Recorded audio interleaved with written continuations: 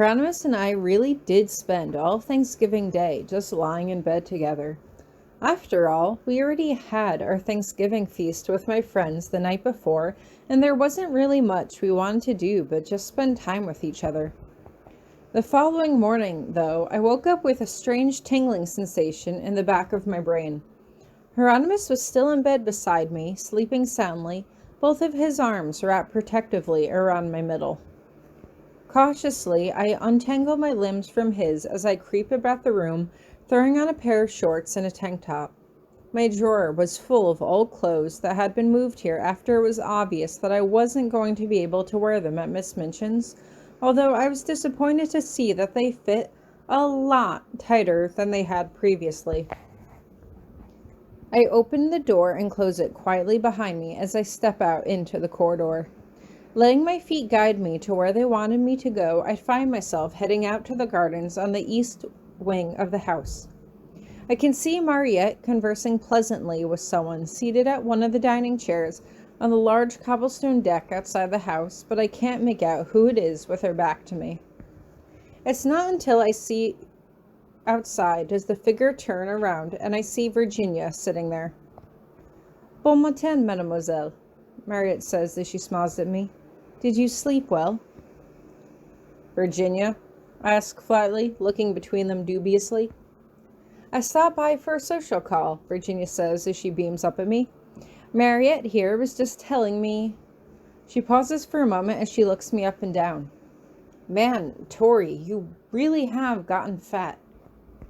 I just whine as I cover myself with both hands. They keep giving me cake. It's not my fault. Speaking of food, would you like le petit déjeuner? Mariette asks. No food for her, Virginia says as she gets to her feet. Come on, we're having an impromptu sports club meeting right here, right now. Mariette looks uncertain, but I just wave her off her food away as I follow Virginia down the steps and onto the large green lawn below. So, what are you doing here? I ask blankly. Is everything okay? Well, I did come by just to hang out, but considering it's been months since you've had any exercise, I think you can consider me your new personal trainer. Now, get down on the ground and give me 10 of the best push-ups you got. Now, Tori! I immediately drop to my knees and then hoist myself up in a plank, slowly doing the best push-ups I can manage, trying to suck in my stomach as hard as I can to keep myself stable. I only make it to 7 before I drop to my knees and keep going from there. Okay, on your feet. 100 jumping jacks. Let's go. Do it! I just exhale loudly as Virginia leads me through a series of exercises while I just huff and follow her commands, panting and huffing the whole way through. Eventually, she looks up and I stop to follow her gaze to see Hieronymous seating himself at Virginia's seat at the table, looking down at us. Virginia turns her head to look back at me. Did I say you could stop? How much more of this do I have to do? I say, struggling through my 4th round of push-ups. I'll let you stop for the day if you can beat me in a race to the table, Virginia offers. Okay, you're on, I reply. I am exhausted, but it's also very good incentive. 3, 2, 1, go! Virginia shouts in a rush as she takes off, and I almost trip on my shoelaces as I tear after her. No fair, Virginia! I yell after her. I pump my arms as hard as I can at my sides, chasing after her. I keep pace with her pretty much the whole way back, trying desperately to get ahead, but I stay a foot or two behind her the whole way back and literally smash into her back as she stops short at the table. Good morning, Hieronymous says as he sees us. It's interesting to see you again, Miss Danson. Okay, since you're not a teacher anymore, I'm going to just start calling you Hieronymous, so you can just call me Virginia. She pauses. Unless you want me to call you Grabby. Hieronymous will suffice, he replies dryly. So, Virginia, I received word that you wanted a social call.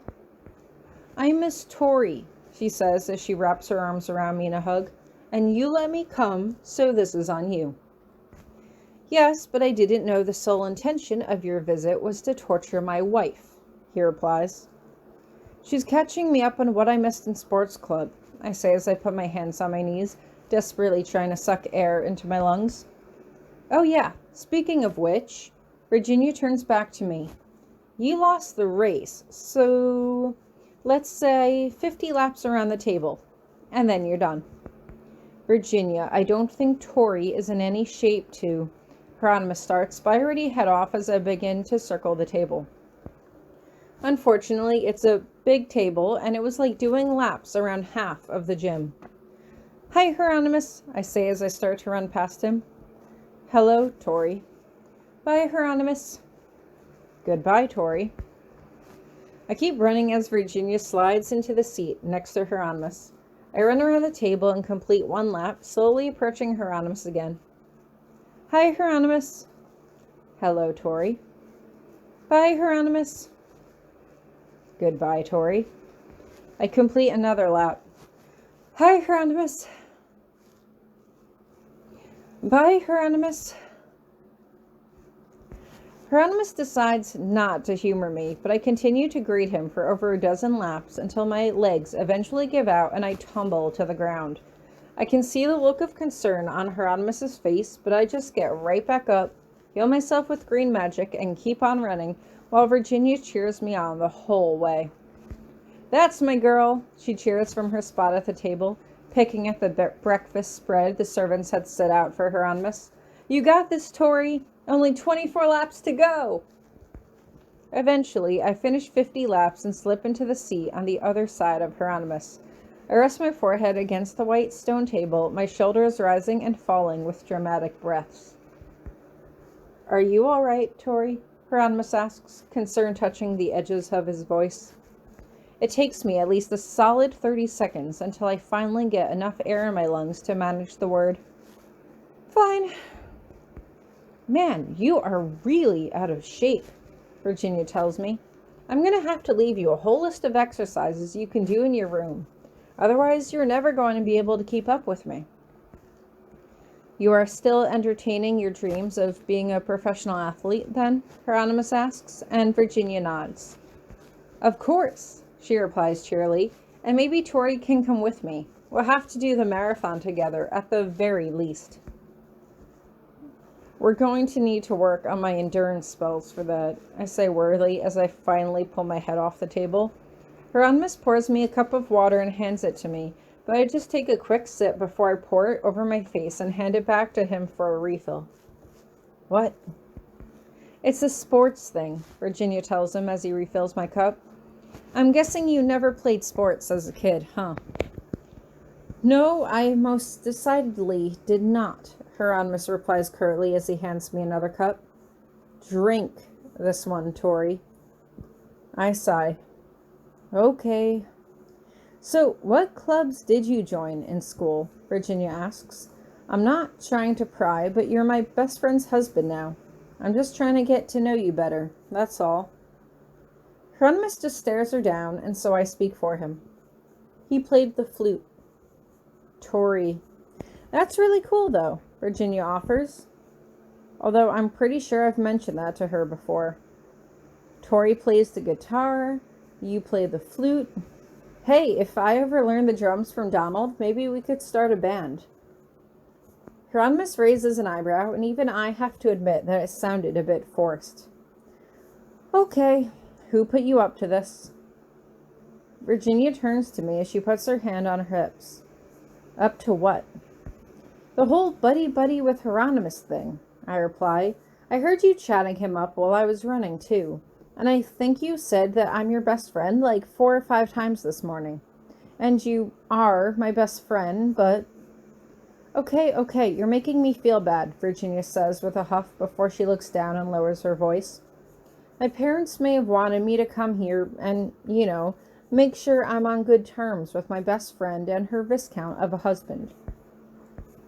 I sigh in disappointment. So you didn't really come here just to hang out then, huh? Okay, we are totally going to hang out. I haven't seen you in forever, Virginia replies as she turns partially towards Hieronymus. And I do mean what I said. You're Tori's husband. I'd like to get to know you better too, but I don't want to have to be the go-between if my parents need something. I don't want to make this awkward. While we appreciate your candor, Hieronymous starts, it's definitely awkward now, I finish for him. But what do your parents want with him anyway? Beats me. Virginia sighs as she takes a scone and stuffs it in her mouth, slumping back in her chair as she does so. My parents are social people. They want to be on the best of terms with everybody. I figure they think being best friends with a viscount may help them out with something later on down the line, if they ever needed it. She looks back at me. But, hey, even if they hadn't told me to come, I still wanted to. Like, aside from Christmas and summer break, when else are we going to get to hang out? I mean, do you still want to hang out with me? I ask her. I'm not doing sports club anymore. I'm a boring, stuffy viscountess now, and according to Donald, I'm pretty much single-handedly responsible for getting Ellen expelled. Donald's just pissed that Ellen left him for a girl, Virginia huffs. Like, how did that even work anyway? Was Musette solid, or... And this is when I tune you both out in order to keep the last bits of my sanity intact, Hieronymous murmurs under his breath. Nope, I saw her try to go into Ellen once, but she just passed right through her, I reply. They did try to hold hands a lot, but I didn't think it was really my place to comment on it. So Musette is alive in the other world somewhere, waiting for Ellen to join her, and she's never going to come? Virginia asks, and I pause for a moment, reflecting before I nod my head. Man, that's the worst love story ever. She pauses. Oh, speaking of, I have to ask you about that. I glance aside at Hieronymous, who was sitting right there eating his breakfast and reading from a large book. Even if he was ignoring us, he was still sitting right there. Yeah, any details about our love life are not up for discussion. Like, ever. No, not about Grabby, about me, Virginia replies. I'm in serious need of a good girl talk. I look back at Hieronymous, who still hasn't looked up. In front of Hieronymous? Oh, he used the spell to tune us out a while ago, Virginia says. You didn't notice it? I can't help but blush. Not really. I was too busy talking, I guess. And what do you mean he tuned us out? I think he put us on mute, Virginia says, and both of us are silent for a moment. Hieronymous just turns a page in his book and doesn't look up at us. I look back at her, looking her square in the eye. Hieronymous sleeps in bright blue boxers with rubber duckies all over them. I glance aside at him, but he doesn't even look up as Virginia stifles a giggle. He doesn't. No, I agree. It was just a test. But anyway, what were you talking about? What about your love life? First of all, you have a love life? I feel like you've dated people on and off, but you're always so super private about it. Because I don't want Donald giving me hell for it, Virginia says with a huff as she slumps back in her seat again. I'm starting to think that there's something wrong with me, though. Like, I just don't know how to do the relationship thing. I pause for a moment as I stare at her. And you're hoping that I'll have some good advice for you? Well, yeah, she replies. You're married to Grabby, of all people. If you can make it work with him, you can make it work with anyone. Yeah, but Hieronymous isn't a kid in high school, I remind her. He's a mature adult who already had sort of figured out his life by the time I met him. I mean, granted, he didn't really have much dating experience either, but at least he was... I hesitate. It was so weird to talk about it with him sitting right there, but it was obvious he was ignoring me anyway, so it didn't really matter what I said. Okay, so relationships aren't ever easy, okay?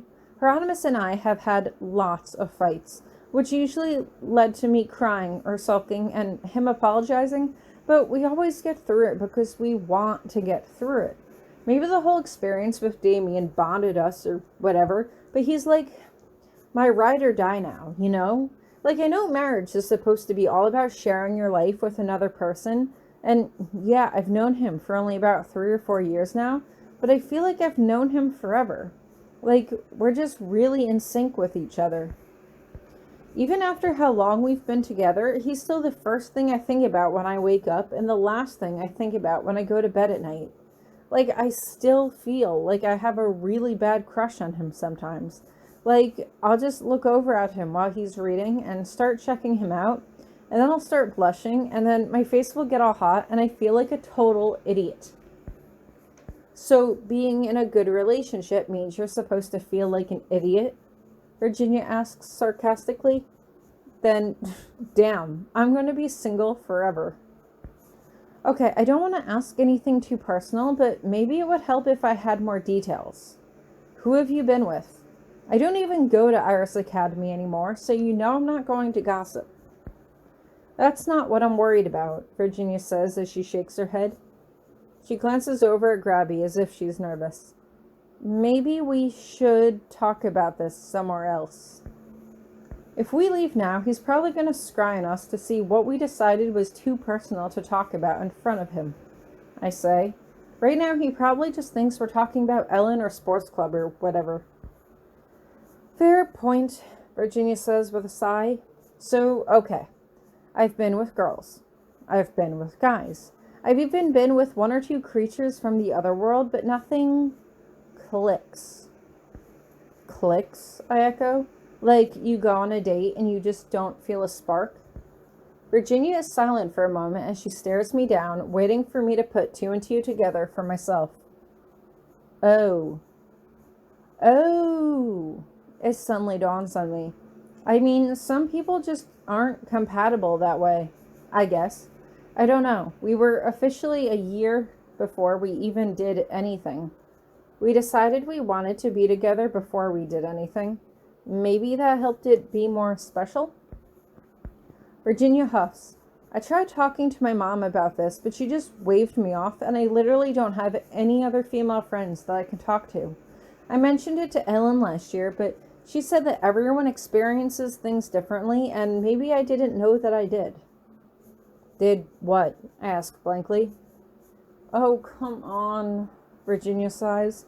Don't make me spell it out for you in front of Grabby. I think about it hard as Virginia just stares at me incredulously. Oh, you mean you've never had an Don't say that word, Virginia murmurs. We both side-eye Grabby, but he seems too absorbed in his book to notice us. But yes, no, I don't think so. Have you? I feel my cheeks going hot. I think so. Virginia blinks. You think so? Well, how is it supposed to feel? I don't know, I reply quickly. My mom didn't explain this stuff to me either, and I can't exactly ask her now, can I? I pause for a moment as I think it over. Have you ever had a dream where you were, intimate with someone else? Virginia shakes her head. Nope. Oh.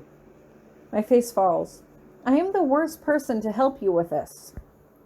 You are the only one of my female friends that's in a relationship, Virginia reminds me, and married, to the scariest teacher in school. If you could figure it out, then you might be able to help me too.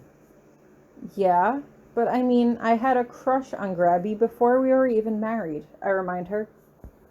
Yeah, I know, Virginia says with a snort. Remember, I was your roommate for 2 years, okay? I may not have dreams, but me and Ellen used to wake up listening to you mumbling his name in your sleep. It was pretty awkward, especially at the beginning of the year when Damien was all over you. Ugh, don't remind me, I say with a shudder.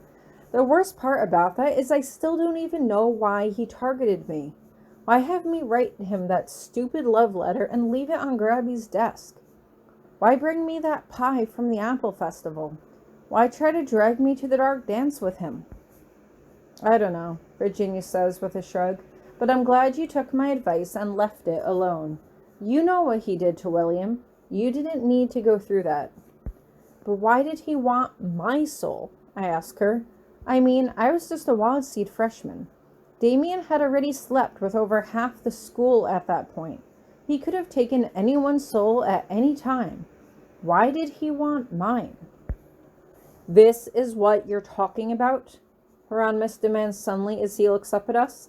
I leave you to your idle gossip, and instead I return to find you discussing matters that you should have put behind you long ago. Yeah, Tori, Virginia says pointedly as she sticks her tongue out at me, and I can't help but be insulted.